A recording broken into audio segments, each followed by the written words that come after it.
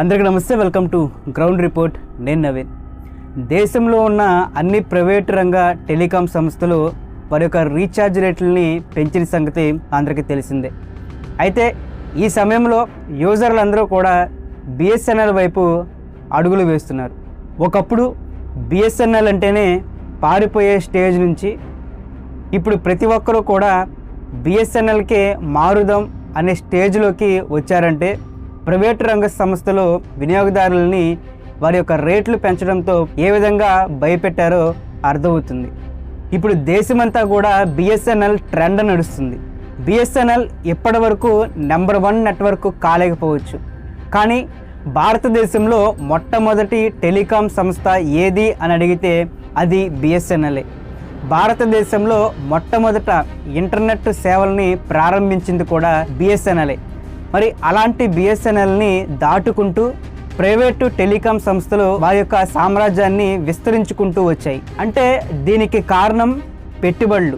BSNL ప్రభుత్వ రంగ సంస్థ కావడంతో పెట్టుబడులు పెట్టడానికి ప్రభుత్వం ముందుకు రాకపోవడం, ఇక మిగిలిన ప్రైవేటు రంగ సంస్థలు పెట్టుబడులు కూడా ఎక్కువగా ఉండటం వల్ల బిఎస్ఎన్ఎల్ వెనకబడిందని చెప్పొచ్చు. కానీ ఇప్పటి వరకు జియో, ఎయిర్టెల్ లాంటి ప్రైవేటు రంగ సంస్థలు సిగ్నల్ వ్యవస్థ లేని మారుమూల గ్రామాలకు సైతం బిఎస్ఎన్ఎల్ నెట్వర్క్ అక్కడ నడుస్తుంది.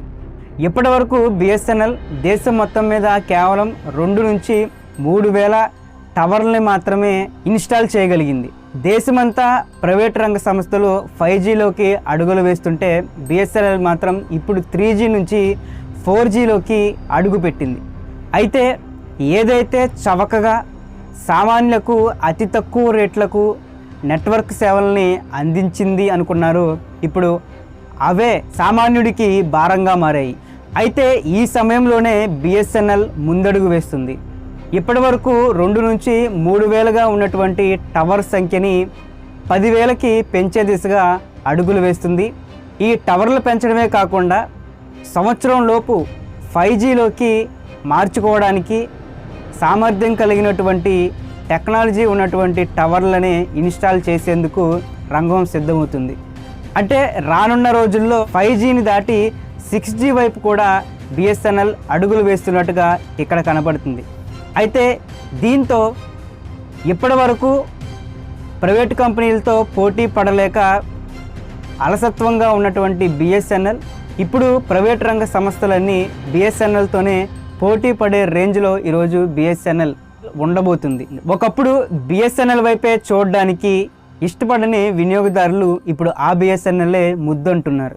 ఒక నెట్ స్పీడ్ తక్కువగా ఉంటుంది అనే ఒక మాటే తప్పితే మిగిలిన విషయాలన్నింటిలోనూ బిఎస్ఎన్ఎల్కి ఏది సాటి లేదు అంటున్నారు వినియోగదారులు.